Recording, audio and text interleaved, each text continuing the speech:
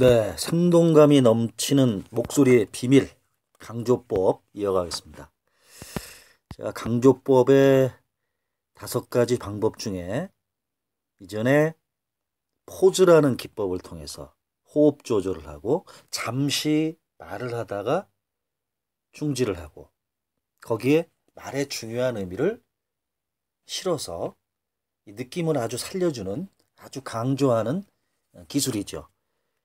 그 중에서 그 단어 중에 사랑, 성공, 신뢰라는 단어를 강조하기 위해서 그 앞에 살짝 포즈를 두었을 때 그 말이 밋밋하지 않고 쫀득쫀득한 느낌으로 귀에 착 감긴다고 했죠. 짧은 포즈를 둘 때는 새로운 숨을 들이마시는 것이 아니라 숨을 아주 잠시 멈추면서 호흡을 지지하고 있는 것입니다.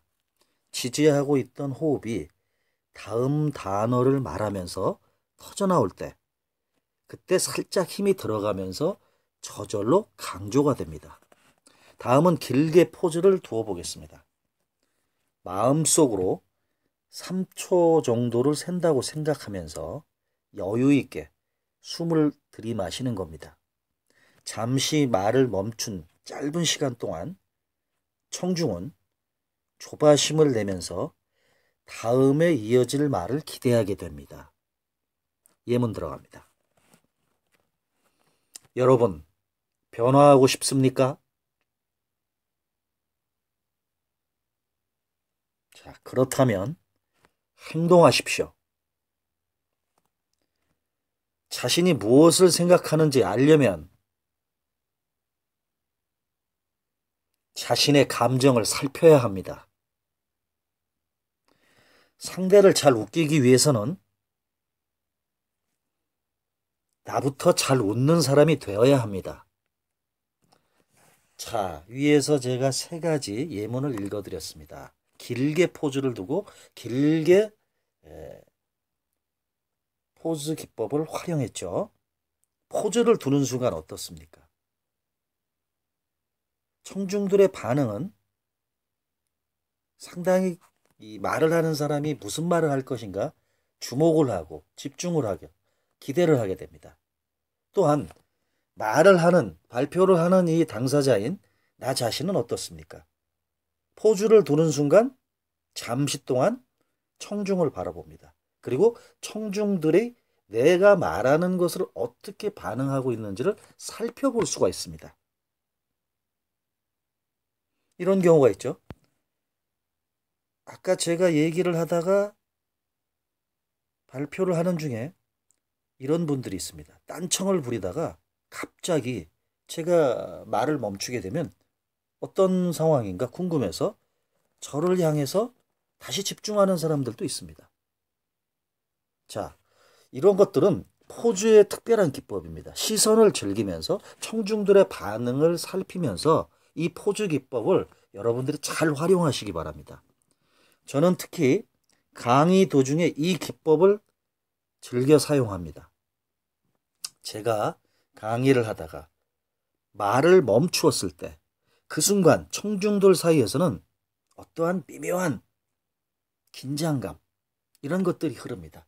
그리고 또 미묘한 고요함도 느낄 수 있죠. 저는 이러한 반응들을 즐깁니다. 확실하게 청중은 모든 시선을 저한테 쏠릴 수 있게끔 제가 만들어가는 이 포즈의 특별한 기술입니다.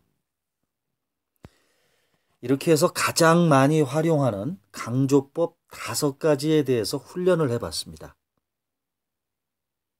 이 훈련을 하는 부분은 여러분들이 앞으로 발표를 할 때 상당히 유효적절하게 사용할 수가 있을 겁니다.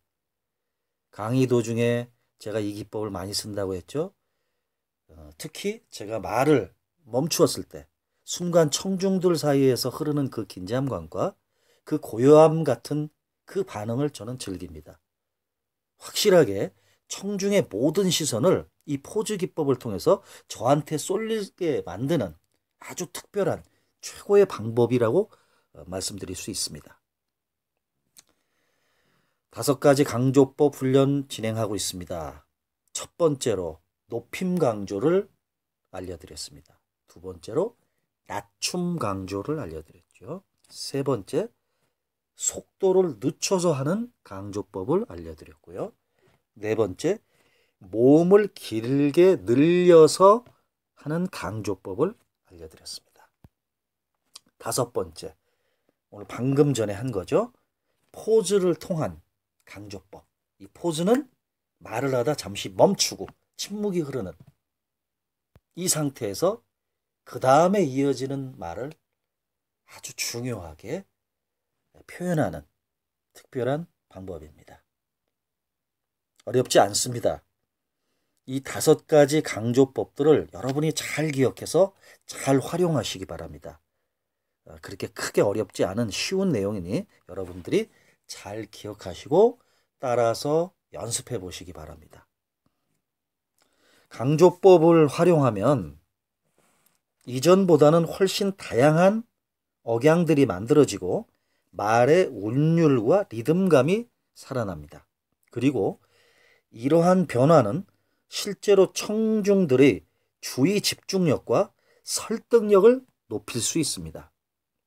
앞으로 제가 예문들을 통해서 계속 훈련을 해 나가다 보면 평상시 말할 때보다도 강조법을 이용해 얼마든지 말하는 것을 생동감 있고 확실하게 그 의미와 감정을 전달할 수 있을 것입니다. 여러분들도 제가 그 예문 하나하나를 진행을 할 때 여러분도 꼭 따라서 훈련하시고 똑같이 연습하시기 바랍니다. 사람들이 내가 하는 말에 귀를 기울이기 시작한다는 것은 그야말로 신나는 일입니다. 다음 강의 넘어가겠습니다. 내가 하는 말이 너무 빨라서 사람들이 알아듣기 힘들어합니다. 이러한 분이 계셨습니다. 저희 교육생 중에 회사에 취업을 준비하고 있는 20대 후반의 남성분이었습니다. 이분은 그동안 원서도 많이 넣고 면접도 여러 차례 봤는데 다 떨어졌습니다. 제가 상담을 하면서 그 이유를 곰곰이 생각을 해봤습니다. 이분이 대화를 할 때 다른 사람들에 비해서 말이 너무 빠르고 말이 많은 것 같다는 느낌이 들었습니다. 면접을 할 때, 자기소개를 할 때 간결하고 명료한 답변을 하셔야 됩니다. 말이 너무 길고 여러 가지 미사여구가 많으면 면접관들한테 좋은 느낌을 주지 못합니다. 이분도 이런 부분에 대해서 알고 있었습니다. 자신에 대한 장점은 이러한 것이 있고 단점은 성격이 급한 것이다. 이런 것들을 솔직하게 면접 과정에서 회사의 면접관들에게 표현도 했다고 합니다. 근데 면접관분이 이분의 말씀을 듣고 하는 답변이 자네 정말 말하는 게 급하다. 성격이 급해 보인다. 이런 표현을 했다고 합니다. 또 이분은 평상시에도 말이 너무 빨라서 사람들이 잘 알아듣지 못하는 경우가 종종 생겨서 사회생활하면서 종종 난처한 경우가 있었다고 합니다.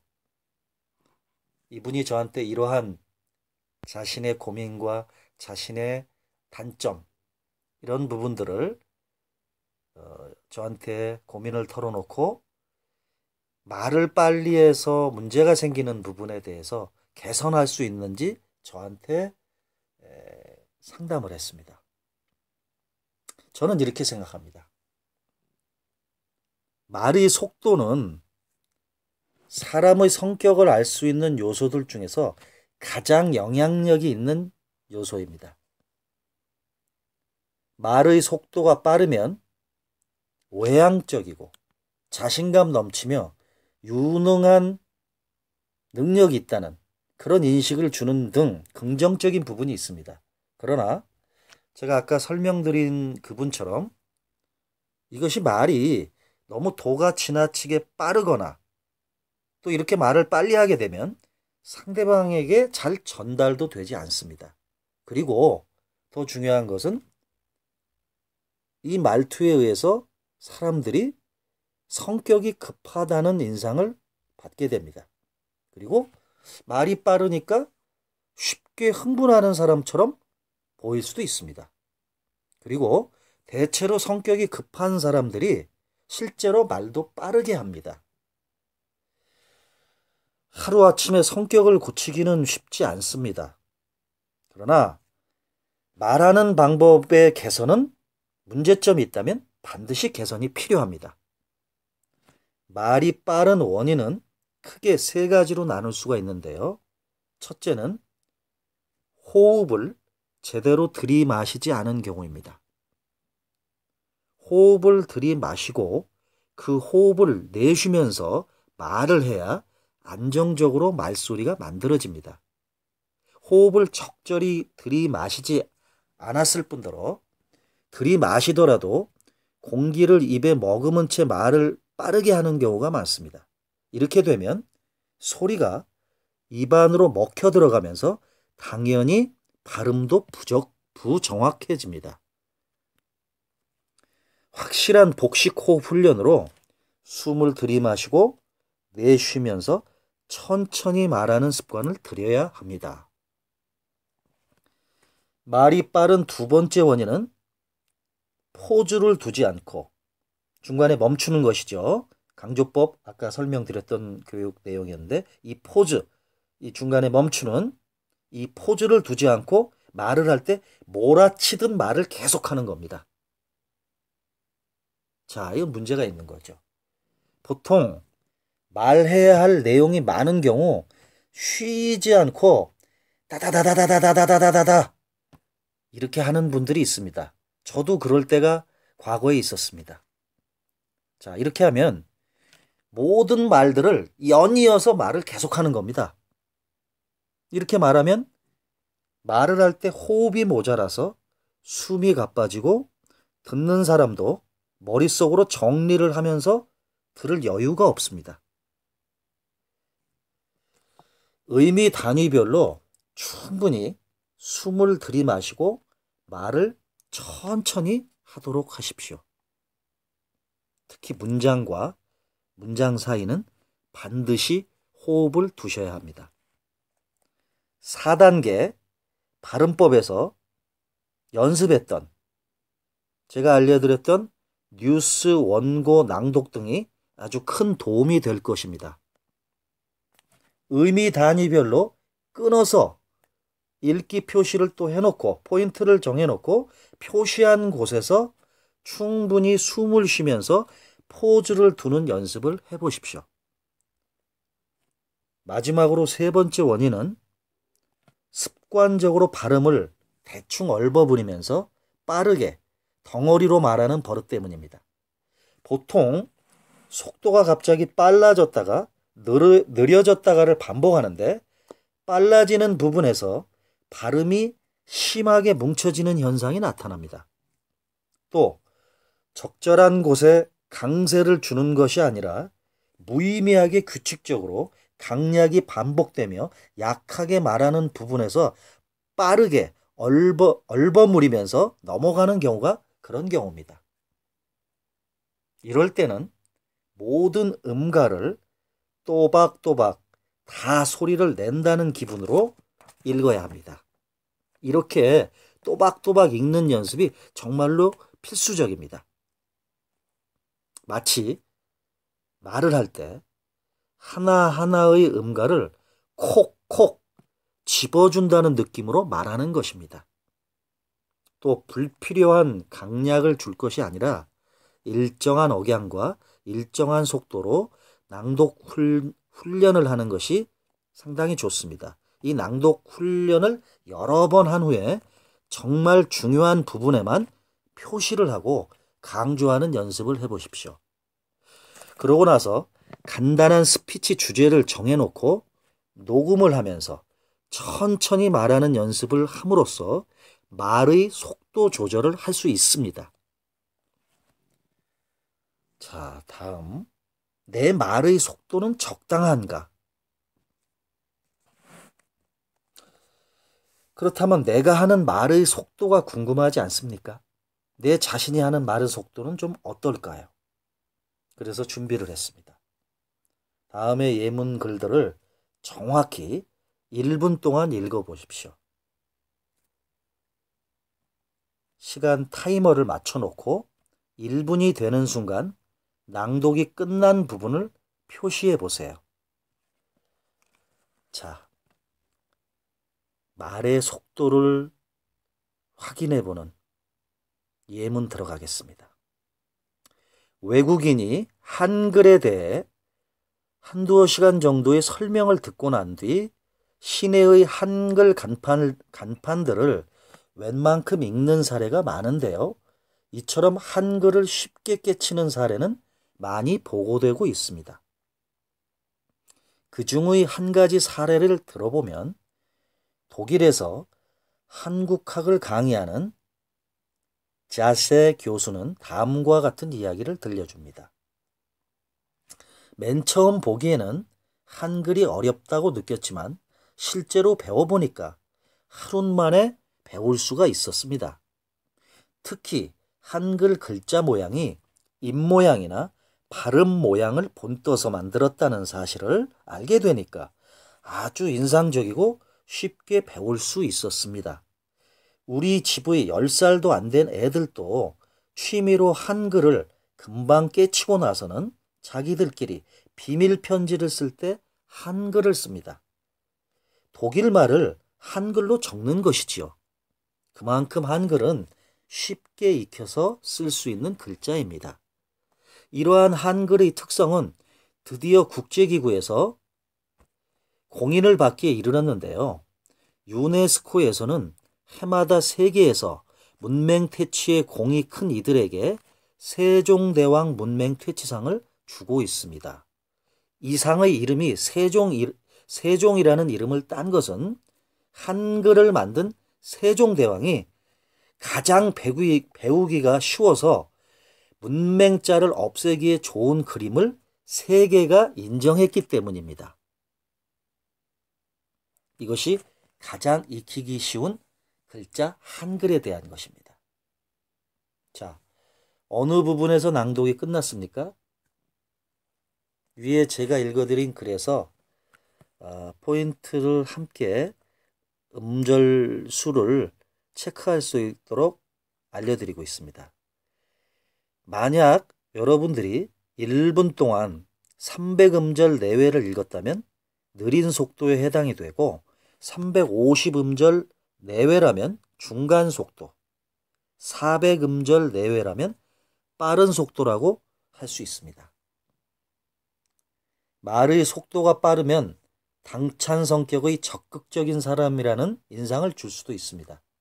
하지만 그것이 지나치면 성격이 급한 인상과 함께 듣는 사람이 긴장하게 됩니다. 또 속도가 너무 느리면 게으르고 두뇌 회전이 느린 사람으로 비칠 수도 있습니다. 따라서 듣는 사람으로 하여금 차분한 느낌을 주면서 이해도를 높이려면 중간 속도보다 약간 여유 있게 읽어야 합니다. 다시 한번 속도를 조절해 가면서 낭독해 보십시오. 시간 타이머가 울리는 순간 320에서 350음절 지점에서 끝날 수 있도록 다시 연습을 반복해 보시기 바랍니다.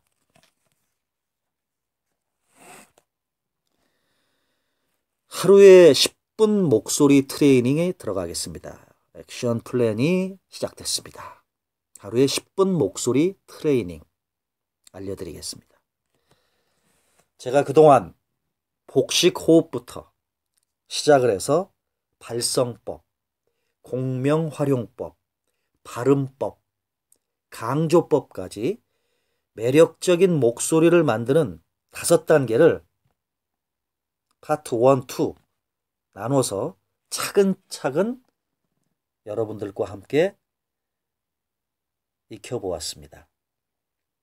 하나하나의 방법을 직접 모두 따라하고 몸에 익히기까지 이것이 걸리는 시간은 개인별로 차이가 날 수밖에 없습니다. 제가 한 장 한 장, 파트, 스텝 바이 스텝 강의 내용이 진도가 쑥쑥 나가는 분들이 있는가 하면 호흡법 부분만 붙잡고 일주일 이상 연습을 해야 하는 분들도 있습니다.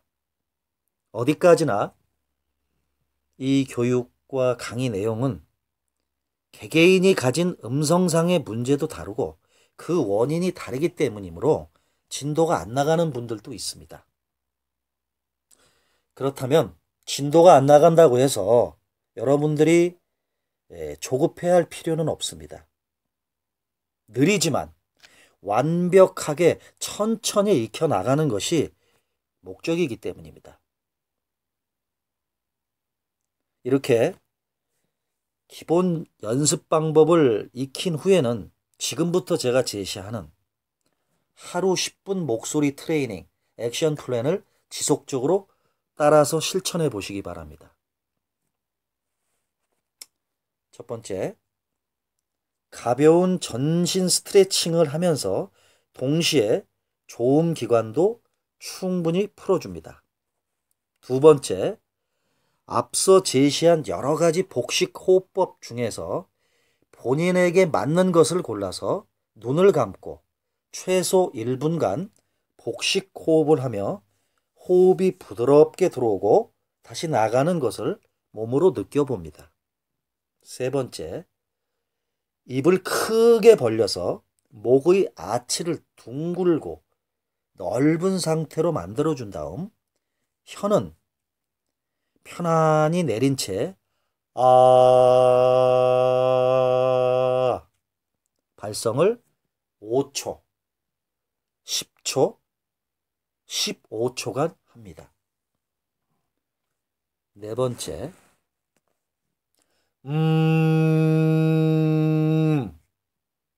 하나,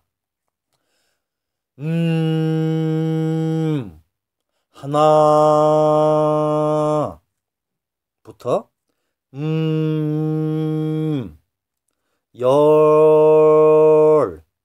열까지 세기를 2번 정도 반복하면서 자기의 목소리 톤을 찾습니다. 마스크 부분에서의 부드러운 울림과 소리가 앞니 뒤쪽에서 튀어나가는 듯한 느낌에 집중해야 합니다.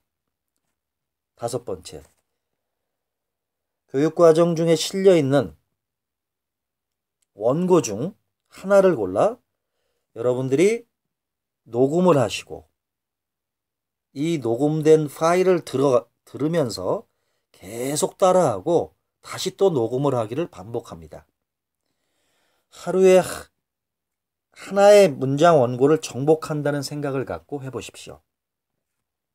여섯 번째, 문장을 낭독하면서 다듬어진 목소리로 평상시에 말을 하듯 자연스럽게 말하는 연습을 해보십시오.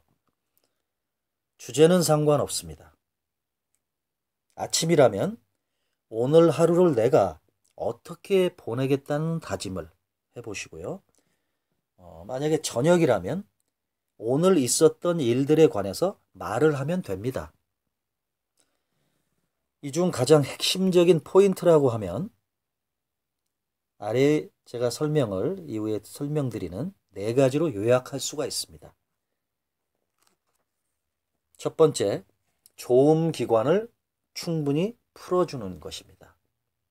두 번째, 복식 호흡으로 배를 수축시키며 발성을 하는 것입니다. 셋째, 목의 아치를 둥글게 벌려주는 것입니다. 넷째, 마스크로 소리를 모아서 인중 쪽에서 소리를 내는 것입니다. 여기에서 하루 10분 액션 플랜은 하루에 최소한 연습을 해야 할 분량입니다. 약간의 의지만 있다면 여러분들이 그리 어렵지 않게 실천할 수 있습니다. 물론 저는 더 여러분들이 의욕적으로 욕심을 내면서 하셨으면 합니다. 그리고 정말 중요한 것은 이렇게 연습하면서 달라진 목소리를 일상생활 속에서 자꾸 사용하면서 익숙해져 가야 한다는 것입니다. 여러분들이 일상생활 속에서 자꾸 사용하십시오. 그래야 익숙해지는 것입니다. 보이스 트레이닝 중에서 반드시 체크해야 할 사항으로 또 다음과 같은 것들이 있습니다. 잘 참작하십시오. 목소리 연습을 하기 전에 거울과 녹음기, 나무 젓가락 등을 꼭 준비하십시오. 그리고 확인한 다음에 연습에 들어가십시오.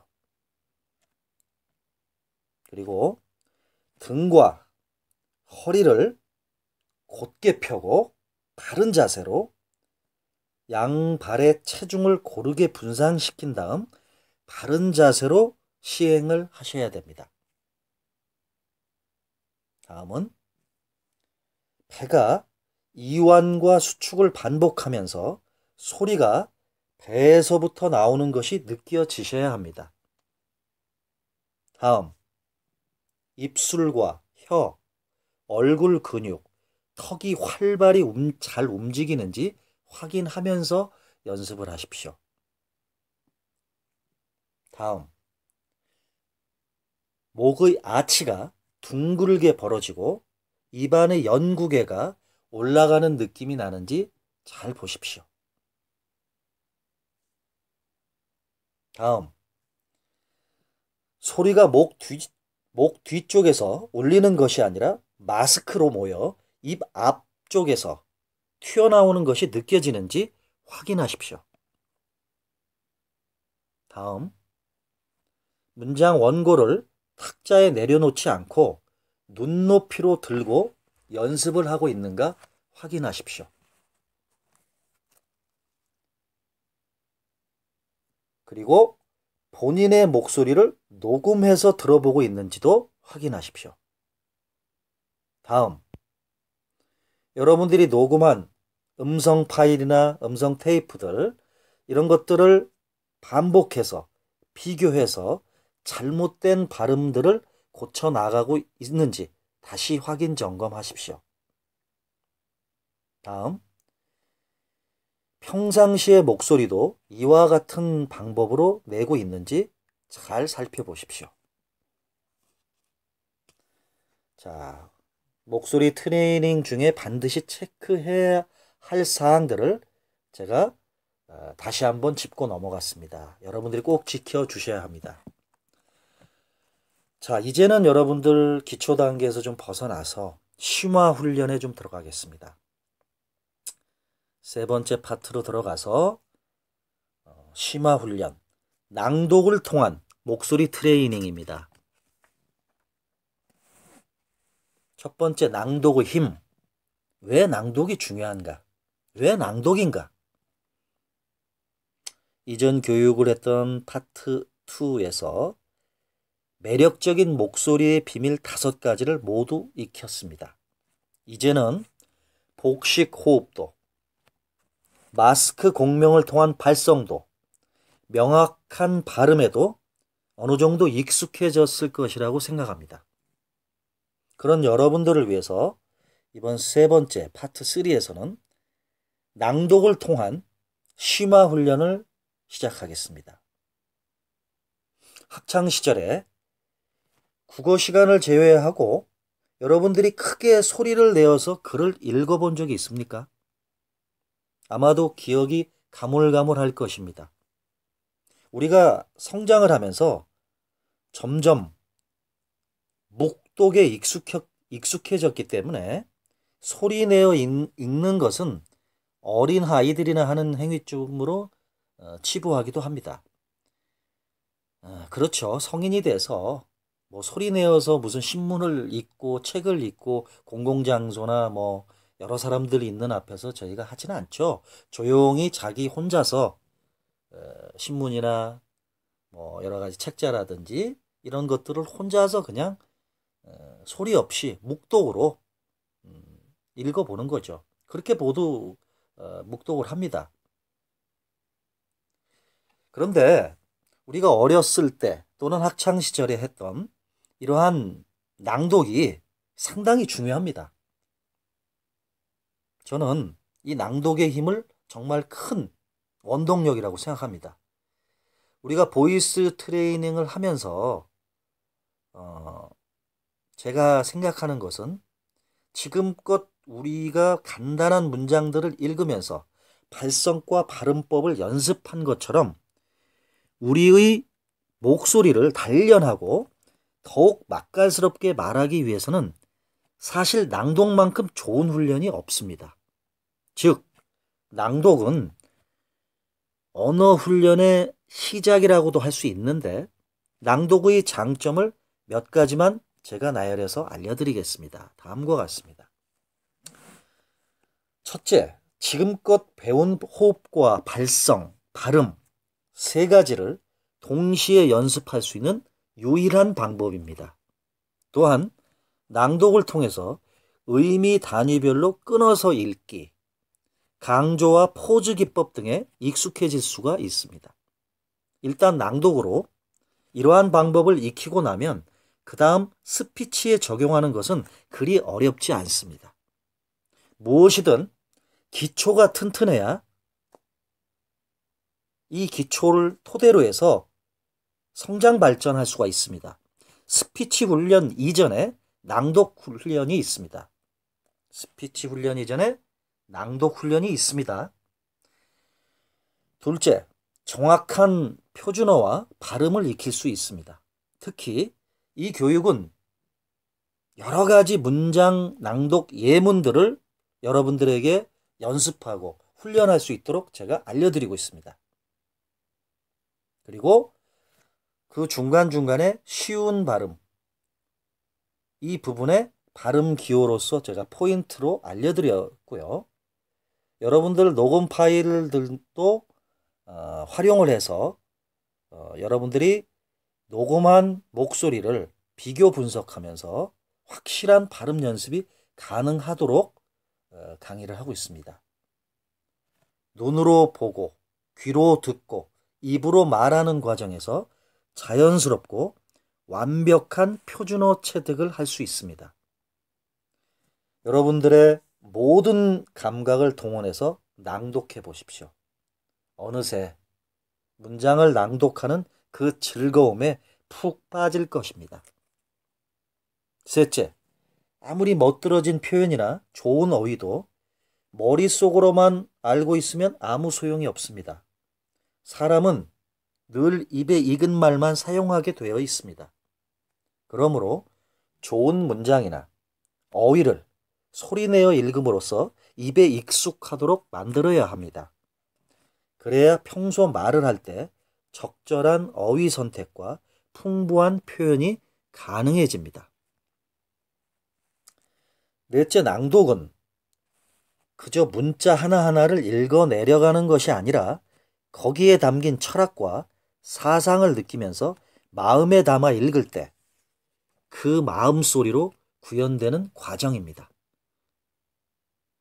내용 파악과 감정이입의 정도에 따라서 소리의 표현력과 연출력에는 차이가 생깁니다. 말의 생명력을 불어넣기 위해선 반드시 필요한 과정입니다. 이렇듯 더 좋은 목소리를 만들고 말을 맛있게 하기 위해서 낭독 훈련은 필수라고 할 수 있습니다. 여러분들이 지금껏 연습한 모든 단계를 적용하려고 애쓰면서 이번 파트 3에 제가 알려드리는 교육 내용들 여러 가지 예문 글들을 따라서 낭독해 보십시오. 자기계발 서적에서 발췌한 용기를 주는 글부터 다양한 방송 원고 그리고 문학 작품에 이르기까지 되도록 다양한 예문을 담고 여러분들 연습하고 훈련할 수 있는 예문에 담았습니다. 단순한 낭독 행위에 초점을 맞추지 말고 글의 내용에도 한 번쯤 깊이 빠져보십시오. 글에 비추어 나를 돌아보고 방송 원고를 소화할 때는 마치 진짜 내가 방송인이 된 것처럼 상상도 해보십시오. 또 문학작품을 대할 때는 우리말의 아름다움도 함께 느껴보십시오. 아마 낭독 이상 여러분들이 많은 것들을 얻을 것입니다. 자, 이제부터 재미있는 낭독의 발견이 시작됩니다. 두 번째 장입니다. 나를 변화시키는 낭독의 발견. 우리가 단지 음성만 가꾸길 원한다면 사실 무엇을 읽든 상관은 없습니다. 그러나 저는 단순히 여러분들이 단순한 음성 차원을 넘어서 그것을 넘어서서 그 이상의 것을 이 훈련에서 얻기를 원합니다. 즉, 마음과 의식의 변화를 함께 느꼈으면 합니다. 마음은 스스로 동기부여를 해 주었을 때 가장 강력하게 움직일 수 있다고 생각합니다. 그리고 그 동기부여의 수단으로 저는 여러분들께 자기계발 서적을 권하고 싶습니다. 우리의 마음속에 무엇을 입력하느냐에 따라서 그 출력되는 내용은 당연히 달라집니다. 따라서 이는 되도록 양질의 자양분을 마음속에 공급하는 하나의 좋은 방법이 되겠습니다. 여기에 다양한 자기계발 서적 중에서도 읽으면서 마음에 크게 와 닿았던 부분들만을 발췌해서 담아보았습니다. 한 글자 한 글자 또박또박 따라서 발음해서 읽으십시오. 받아들일 때는 문자가 아닌 내용으로 받아들이고 스스로를 되돌아보는 계기로 삼았으면 좋겠습니다. 그리고 자신의 꿈을 향해 용기 있게 나아갈 마음의 준비를 하는 것입니다. 크게 소리내어 읽는 과정을 통해서 내 마음 깊은 곳 속에서 꿈틀거리는 그 무엇인가를 여러분들은 느끼게 될 것입니다. 반복해서 낭독을 함으로써 좋은 내용은 마음속에 아로 새기고 온전한 내 것으로 만들어 보십시오. 이것이 제가 여러분들에게 말하고자 하는 나를 변화시키는 낭독의 발견입니다. 내 마음이 희망과 자신감으로 가득 차면 내 목소리는 훨씬 더 변화에 빠르게 움직입니다. 내 마음이 희망과 자신감으로 가득 차면 내 목소리의 변화는 그만큼 훨씬 쉬워집니다. 낭독 전에 마스크 공명법